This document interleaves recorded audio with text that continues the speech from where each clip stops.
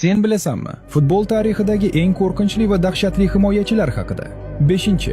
Virgil van Dijk. Liverpulning mashhur himoyachisi ideal markaziy himoyachida bo'lishi kerak barcha sifatlarni uyg'unlashtiradi.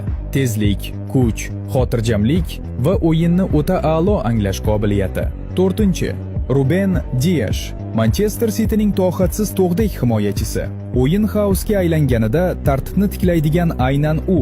O'z energiyasi, kuchli duellari va vayronkor to'p tortishlari bilan jamoasini ko'p bor qutqargan. 3. Antonio Rudiger. Real Madridning qalqoni. U hujumchilar uchun haqiqiy dahshat.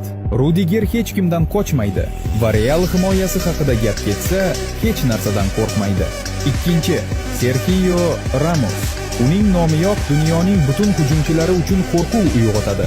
Real Madridning sobiq himoya ikonasi. Futbol tarixida eng ko'p qizil kartochka rekordi unga tegishli. Birinchi o'rin kimga tegishli deb o'ylaysan? Agar kanalimizni kuzatib bormasangiz, bizni yana ko'rish ehtimolingiz juda kam. Lekin obuna bo'lgan bo'lsangiz tabriklaymiz. Bu yog'iga har kuni yangi bilimlarga ega bo'lasiz.